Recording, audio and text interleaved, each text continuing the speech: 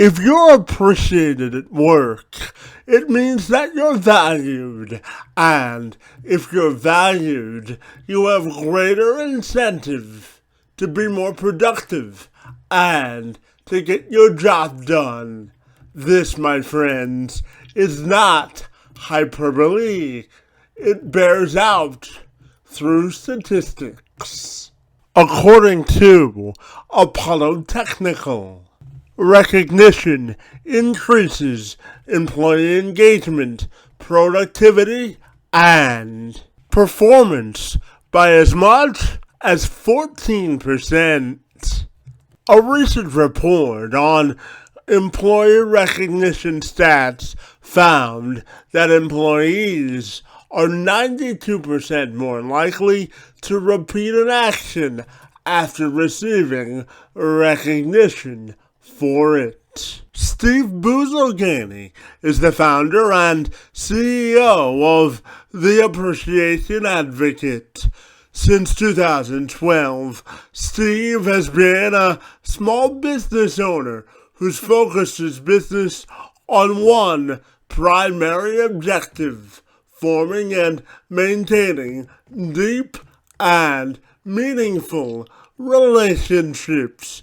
By doing so, he was able to take control of his life by selling up to $100 million in real estate, work 3 to 4 days a week, all while taking off 1 to 2 months a year to do the things he really wanted to do. And today, Buzogany spends his time by teaching other small business owners how to create and maintain deep and meaningful relationships, avoid burnout, all while teaching them how to stand out amongst their fiercest and most competitive of competition.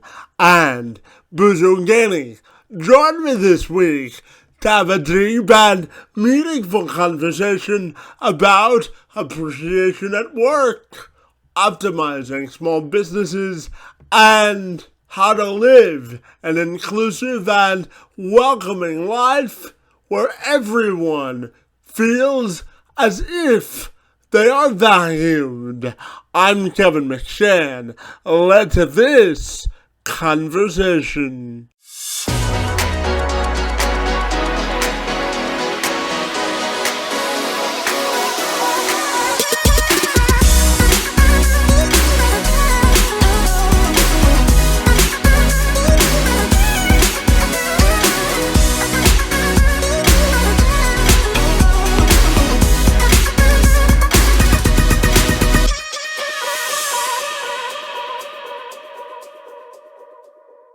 Steve, if you're ready, I'll take a moment to welcome you to the program, and I'm super excited to talk to you all about appreciation this afternoon. Great to see you, and thank you so very much for being here. Yeah, no problem. I'm happy to talk about that. It's one of my favorite topics. Yeah, well, I always say if you work with your passion, Steve, you never work a day in your life, right?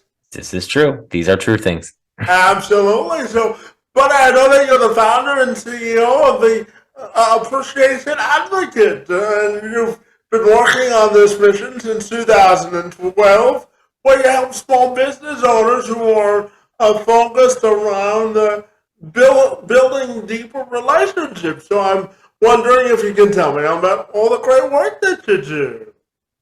So basically, yeah, that's exactly what we do. So basically, whenever there's someone who needs more referrals or trying to make a stronger impact on the people that they like the most and the biggest supporters of their business, we help them build those relationships even further and start producing more referrals. Absolutely. So when we talk about appreciation as a term, Steve, I'm just curious to get your definition of what you think the word means on a more broader sense, on a general sense, and what does it mean from a business sense as well? So great question. So the way, and it kind of goes hand in hand, the way people typically appreciate someone else is they might give like a gift card or food or a bottle of champagne or whatever. And I would say that these things aren't usually great gifts because they only make one impression. Whereas when you're trying to build a business and when you're trying to grow and expand and you build your network, you don't want to make just one impression because you want to stay top of mind all the time. So people give the wrong gifts and they make either a negative impression or only one impression. So if you give a better gift that might last for a while or like that has staying power, and they'll think of you every time they use the gift. So that's a better way. That's what we do for as far as appreciation goes. So and that's what we do just to make it it makes it easier and for everybody, and it's just better for the recipient. And it's not about like the person giving the gifts, because a lot of small businesses, what they do is they give gifts, but it has their own branding on it. Like if I gave you, like you were celebrating your birthday and I gave you a gift that said like appreciation advocate on it, you'd be like, why are you giving me this? I don't care about your brand. Like I want it to, it's your day, right, Kev? So like that wouldn't make much sense otherwise for me to give you a branded gift. You know what I mean? Yeah, absolutely. And just as an aside, buddy, my birthday's actually next Sunday, so if you want to send me something in the mail, I'll give you credit for it, okay? Okay, perfect. Good to know. Yeah, well, I'm a selfless self-advocate, so that's my shameless plug, or my only getting around, and I'll be a year older or a week from Sunday, okay? So don't remind me that I'm getting older, right? Just wiser, right, Steve? Just wiser and wealthier, not older. Well, I'll take the wealthier part every day of the week, right? Yes. Absolutely. And Steve, I'm also curious from a business perspective, how much do you think the concept of appreciation contributes to sort of building an inclusive culture where everybody wants to succeed at work?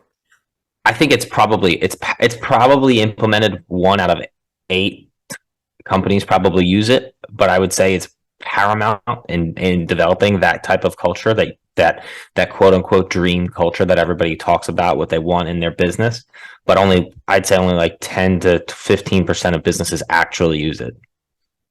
How do you think we can spur more use of appreciation to build a more inclusive culture? Because, the statistics have shown us, Steve, that when employees are more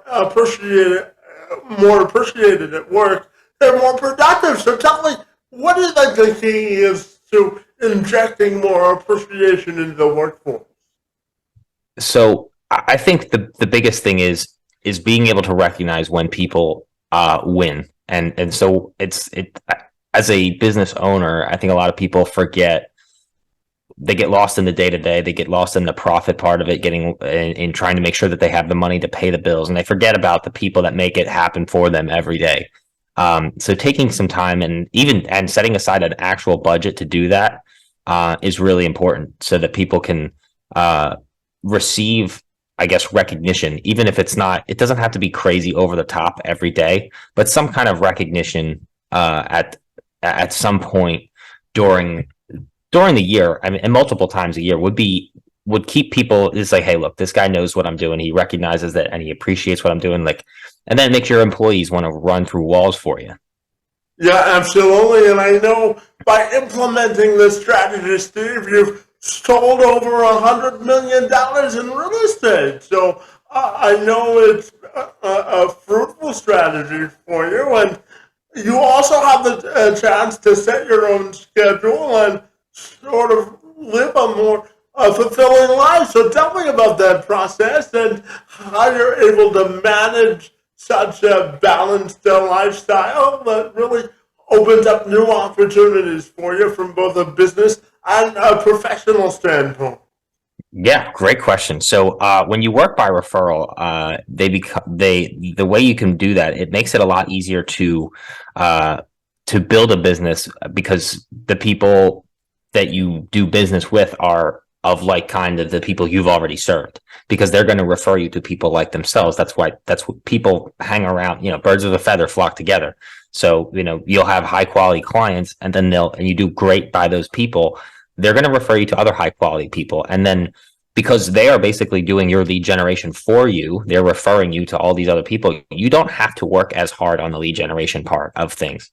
So that right there, as in most small businesses spend probably 60 to 70% of their time doing lead generation. And when I have my clients doing it for me, there you go. I just got 70% of my day back every day, all the time. So when you have that working for you on top of having a disciplined morning routine, that I think those two together, the discipline and having your clients go to work for you, that really frees up a ton of time.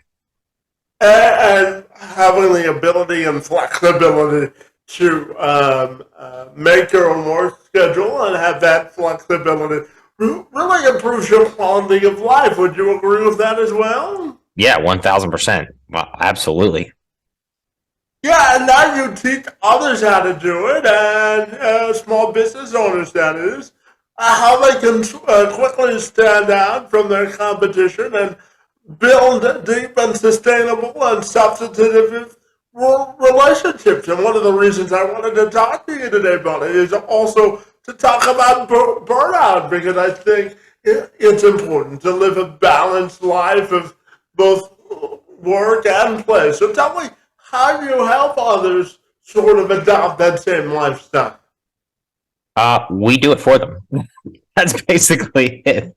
It's in the quick and dirty of it is we just do it for them, because we know how much goes into. When I was doing the real estate thing full time, it took about a month to execute. For 1 month it took me 1 month to do a 1 year execution plan.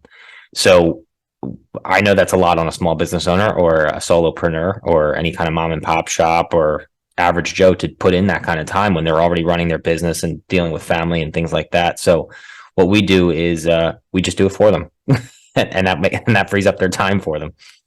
Oh, well, one of the lessons that I learned from my father, of course, Steve, is the importance of delegation and really having enough hand in sort of the proverbial cookie jar to increase productivity. I'm sure you would agree with that as well, wouldn't you? Yes, for sure. I mean, that's incredibly important. A lot of people do sometimes just to save money. They do it themselves, and it's just like you don't understand. Like if you just delegated the time to somebody else, you'll actually free up your time to go do more money making activities, and that will produce more money for you.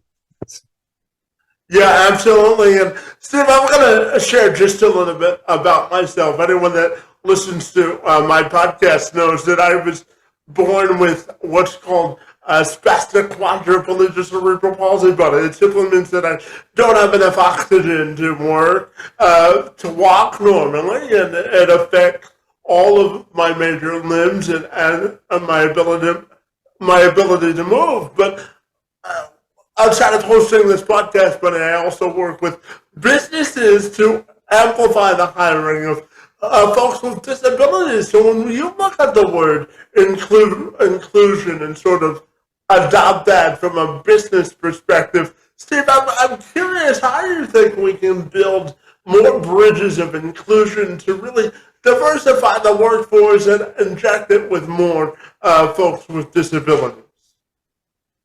I think for that, it really comes down to what the tasks are at hand. So like it depends and what the disabilities are. So for me, I think whenever it comes to a task that can be done with, for example, someone in a wheelchair, and if it's office work, then I guess the disability doesn't really matter. I mean, as long as you just make the building itself accessible, that having an elevator installed and a ramp out front, then that makes perfect sense to just do it. Essentially, the person is there. The goal, I guess, in that scenario will be would be more on the employees and the other coworkers rather than the company itself, because you've essentially eradicated the handicap there because you've made it accessible to them. The work is, handicap friendly because it's not like you don't have to lift anything heavy. It's not a warehouse work or anything like that. Does that make sense? Yeah, absolutely. And just one follow up to that, I'm curious to get your general definition of what inclusion means to you in life and in business as well. Yeah, for me, it actually has. It's funny. It actually goes right down to what you said when you first got on the call with me. My life, liberty, and the pursuit of happiness. And I think that that is really where I think inclusion kind of is anchored. I think that's where, for me, it doesn't matter, man, woman, straight, gay, black, white. Doesn't matter to me what someone has going on as far as their physical attributes are, but what can they? My the question I ask whenever I hire someone is, what can this person do for me, and are they competent enough to do it? And I don't really care what they look like or who they are or what their history is or anything going on, and handicap or not. I don't even care if they're purple with zebra stripes. Like, if they're good enough and they have the credentials to execute what I'm asking them to do, you're hired. Let's go. Yeah, absolutely. And oftentimes, if you have a different perspective, Steve, I tell business people this all the time. You create a competitive advantage over your competition. Would you agree with that? Well, yeah, for sure. It makes you a place that people want to go to work because they understand that you have a social understanding. Yeah, absolutely. And Steve, I don't have to tell you that any small business is the backbone of any economy, my friend. So tell me, why do you think small business and the viability of small businesses are so vital to the state of any economy in terms of making it viable? Well, they're a source of employment. That's why. So basically, and there's a bunch of small businesses across the country. So when you basically, if you put any kind of regulation or over-regulate any kind of small business, and you basically put a ball and chain onto a employment supplier, then you basically kind of suffocate the economy that way. So you don't want to be suffocating the economy with by choking out the employment sources. And oftentimes these small businesses are very small and obviously small, but they're also more nimble and they can make better decisions. They produce higher quality work than these larger big tech type companies, even though despite the fact that their resources are better. So for me, like if I went and bought a generic brand at the store, that's going to taste one way. But if I go to the mom and pop shop down the street and I get myself, a baked bread from, Marciano's bakery, well, it's not going to be much of a competition in terms of quality. Yeah, absolutely. And Steve, if I hypothetically gave you a contract to write a book for business beginners, how do you think you would start the first chapter? What do think you would call it, and the information you would put into it if you were given a contract to write a book for business beginners? What do you think you would put into it, buddy? So funny that you brought that up. I actually am writing a book. It's called The Impression Scale. And the reason that we call it that is because, and to answer your question about what I would tell a new business owner, is everything that you do in life, whether it's person to person meeting or business to business, it's all about an impression that you make. And just like relationships, impressions are not created equal. So maybe a first impression and a second impression will have a greater value than a fourth or fifth or sixth impression. And then the more impressions that people have of you, they're able to judge you more accurately. So if someone has 13 or 14 impressions of you, they have a good idea as to what kind of person you are. So your job as a small business owner is to make sure those impressions are positive impressions. And the idea is to be consistent in those positive impressions.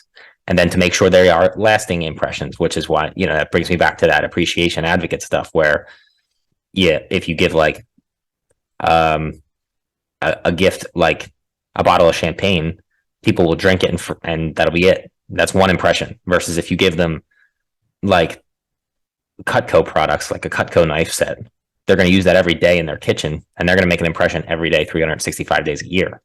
So it's a totally different situation that way. Does that make sense? Yeah, it's like the old analogy: if you give a man a stove, he'll eat for a day, but if you teach him to fish, he'll eat for a lifetime, right? Correct.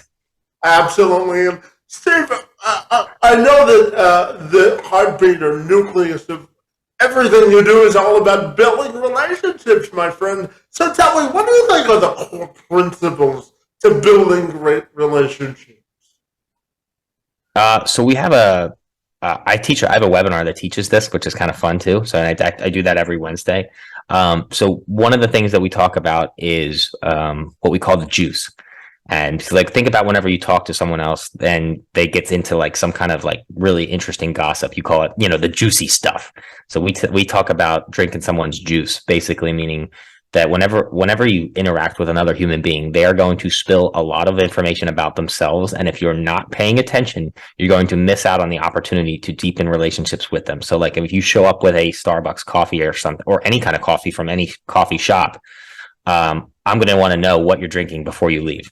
Or if you have pets, I want to know what kind of pets you have, what their names are, when their birthdays are, what type of breed they are, all that kind of stuff. If you have kids, if you have a wife or husband, or whatever the situation is, whatever you've got going on in your life, I want to know about it. So that's the juice. And then not only do you have to collect that juice when you're talking to somebody, it also, you have to be able to take action on it. So not just documenting it is not enough to be able to act on it. So like next time you see that person, if you show up with their favorite coffee, or if you show up with something for their dog or whatever, that's going to make a massive impact. So like, for example, one time I had a woman, she lost her dog that was like her soulmate dog. Like she loved this dog so much. And like a year after the dog died, I showed up with, I sent her in the mail a water, what do you call it? A watercolor painting of her dog. And she was just like, oh my God, this is the greatest thing ever.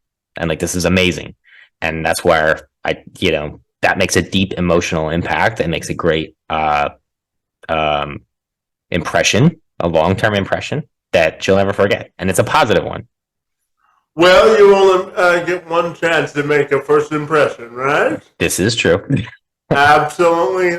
And Steve, I'm curious to ask you about cold calling in business and your pieces of advice for anyone starting a new business that's based on leads, and how important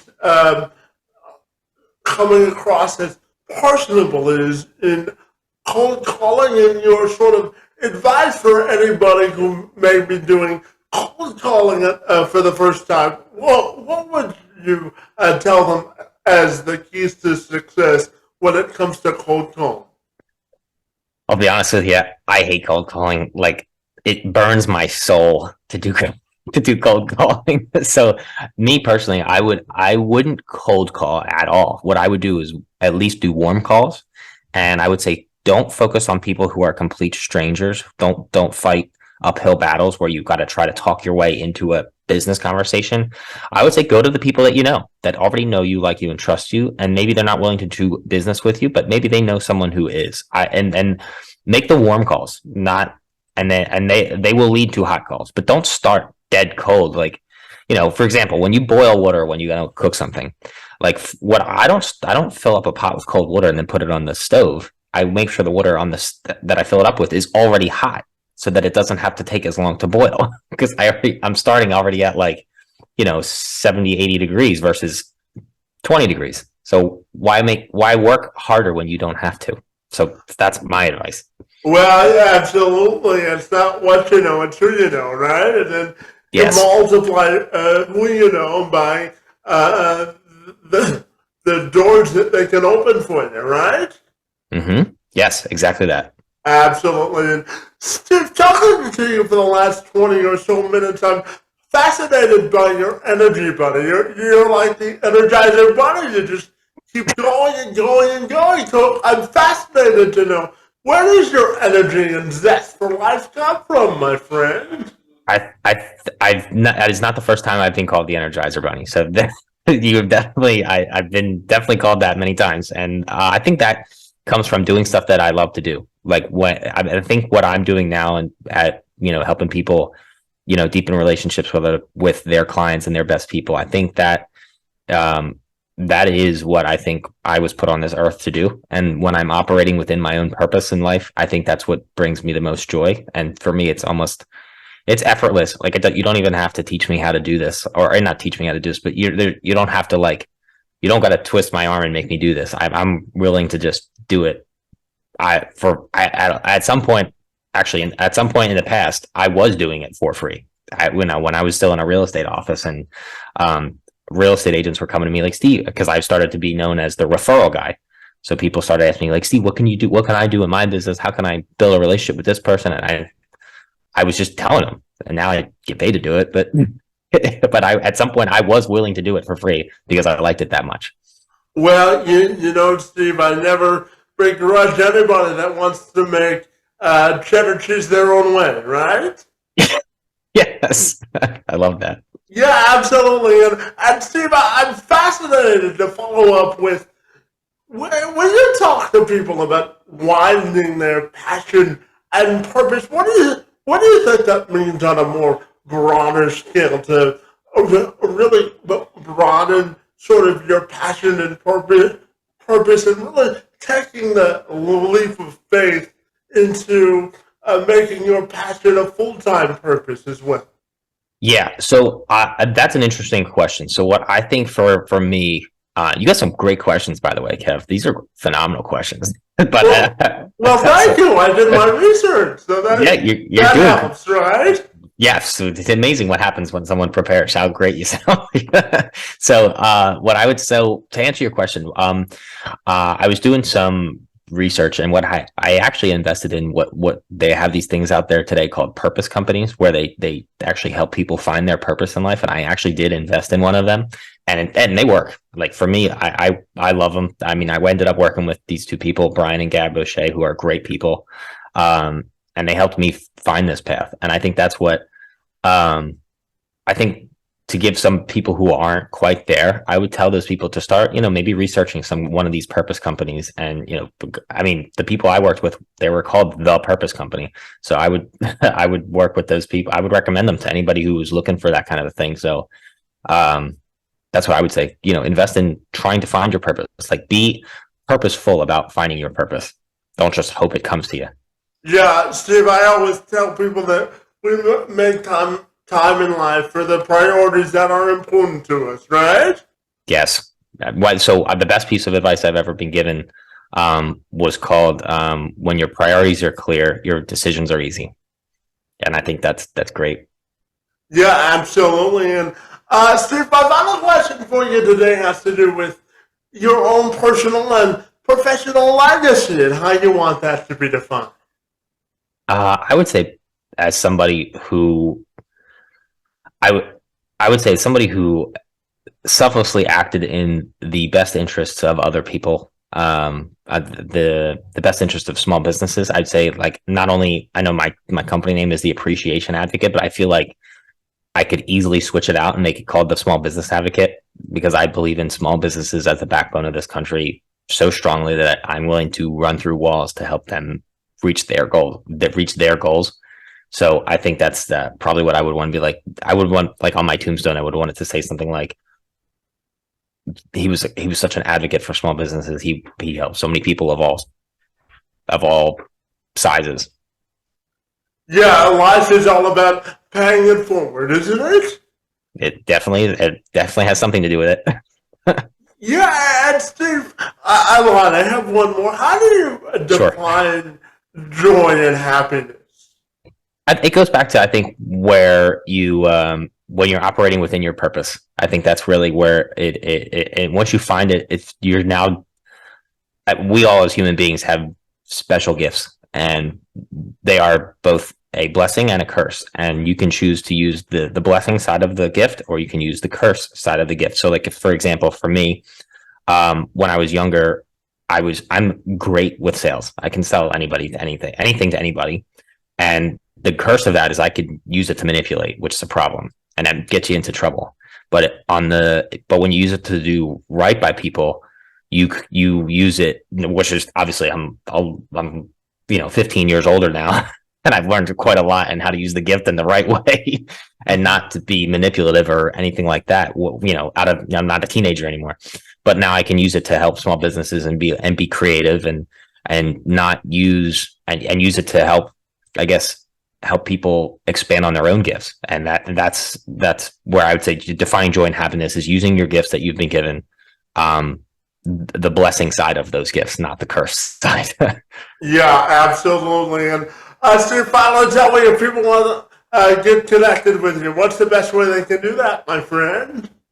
Well, you could check out our website. You just find out what we do.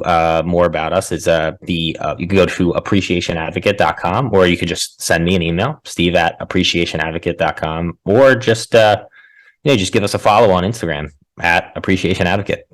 Fantastic. Well, Steve, I certainly appreciated this conversation. Pardon the pun, my friend, but I really want to thank you for the good work that you do to bring joy and happiness to small business owners, and really refocusing us on the power and the importance of appreciation, my friend. Your work in the space and time on my behalf is most appreciated, and I want to thank you for being here this afternoon. No, thank you for the time, Kevin, and the opportunity. I mean, this was one of the more high level conversations I've had on a podcast. So thank you for being prepared and being awesome with your questions.